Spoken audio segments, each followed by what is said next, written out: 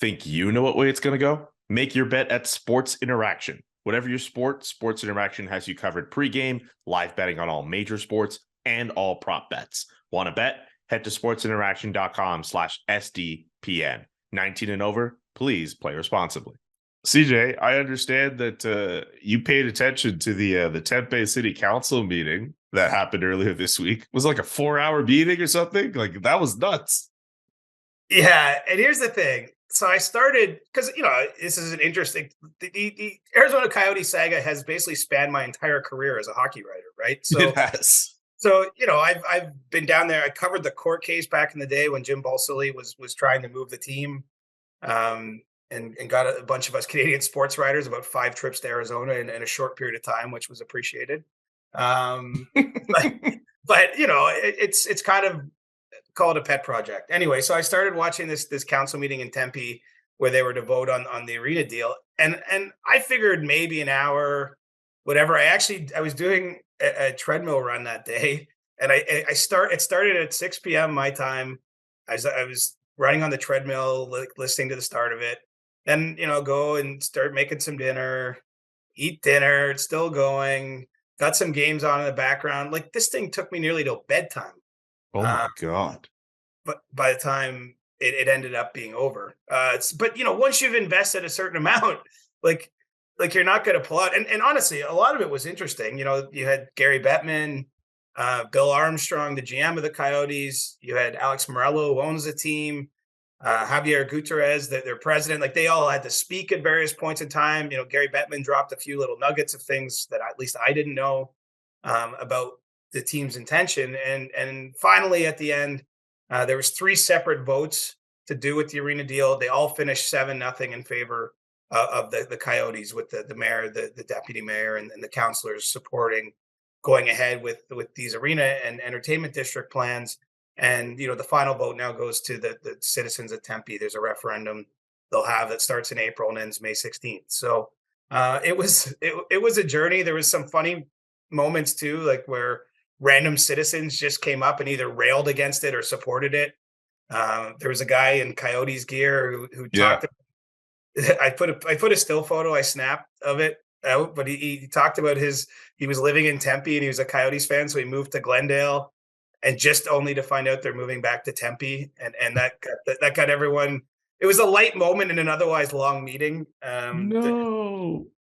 Poor guy. He was in my mentions, so it's a legit fan, because someone said this is a paid actor, but the guy's I don't know him, but he's claims to be a real fan. And anyway, look, it's a huge step if we're talking about the future of the team, because this is meant to be a privately funded initiative, $2.1 billion. It's a huge entertainment complex. If you've ever been to games, say in LA or places like that, it's similar to what you have going on around what's now called Crypto.com Arena, formerly Staples Center, with boutique hotels where presumably visiting teams will stay, and nice hotels for fans to stay when they come, restaurants.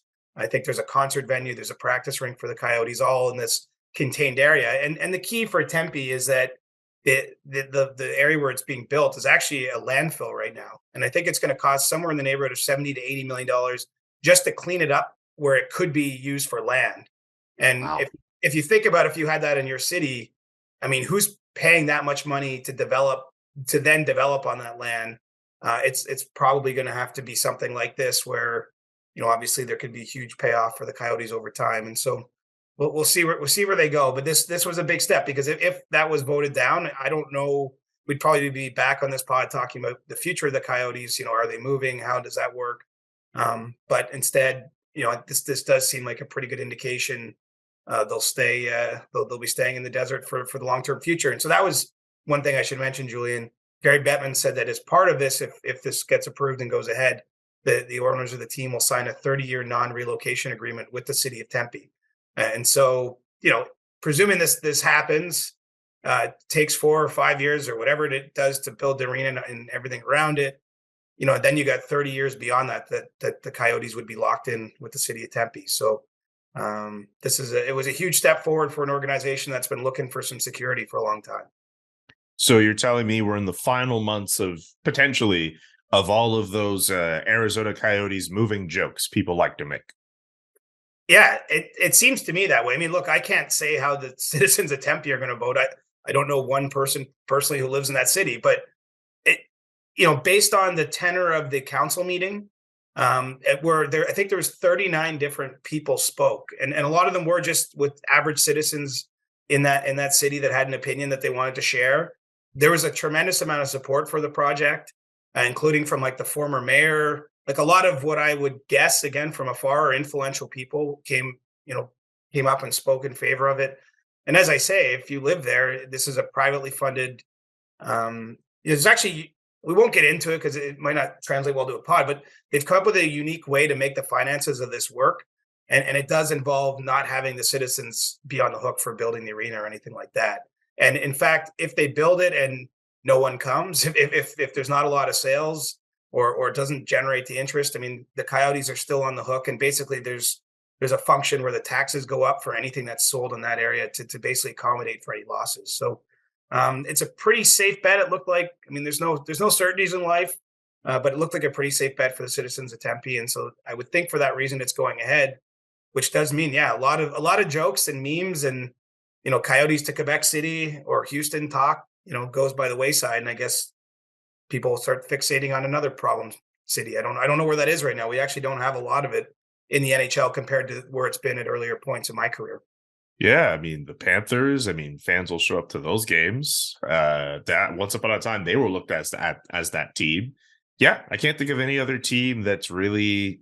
Nope. And Ottawa would have been one, right? But it seems like Yep. there's real genuine interest there from a lot of different people with deep pockets to own the team, and also as part of that sale is getting the arena built at LeBreton Flats, a downtown piece of land. And so if a new owner comes in with deep pockets and they're building a new arena downtown Ottawa, I mean, I don't think we'll be talking about the Senators moving anytime soon. And so this is maybe moving into a unique period in time where there's not really those rumors happening anywhere. Um, and it's funny. Someone whispered in my ear like that they think there'll be more expansion in the not too distant future for the NHL, just because I mean the expansion fees the league takes, they get split entirely among the owners, right? The one time fee that Vegas paid and that Seattle paid, just gets spread around the existing owners. It's not shared with the players, and so it's money considered outside of HRR essentially. And someone had predicted to me during the pandemic that these owners obviously took on a lot of water during the pandemic when they couldn't sell tickets to their buildings and all those sorts of things, and that future expansion would be one way to recoup some of those losses. So that'll be something. I'm not saying that's on the immediate horizon, but maybe in a year or two's time, we're talking about expanding the league beyond 32. Not to mention those expansion fees. Like Seattle paid more than what Vegas ended up having to pay. Those fees will go up. Well, it was 500 million for Vegas. I think it was 650 million for Yep. Seattle, which was in a pretty short amount of time that it went up 150 million. And let's see what the Senators sell for too. I mean, I think that gives an indication, at least publicly, about where the prices are at. I mean, you're right that the next fee might be more, which probably takes some of the smaller cities out of the mix, right? I think if you're getting up to those kind of dollars, you might be ruling out some of the smaller places, which I'm kind of winking at some of the Canadian cities because they would be among the places with interest in Canada are among the smaller cities, unless you're talking about a second team in Toronto, which the NHL has never seemed in favor of at all. Why? Well, there's some thought that there's the Leafs have a territorial right to some degree that they would have to be compensated. I think there was a precedent way back when the Anaheim Ducks came in as a free agent as an expansion team, that they paid a fee to the LA Kings because they essentially were encroaching on their territory and their fan base. And obviously anything you're indemnifying the Leafs with would be a massive number in and of itself. But who knows? Maybe we'll get there. Like if to me, I've always thought if you have three teams in the greater New York area, there's no way that just from a financial standpoint, the greater Toronto area couldn't support two teams. I mean, a huge percentage of the country of Canada, for those listening, not from the part of where I live, resides within like 50 kilometers, 100 kilometers of downtown Toronto. And so I think that there absolutely could be two or three teams here, frankly, but the league has not wanted to go there for whatever reason. Okay, well now I'm glad I asked that question. I learned something.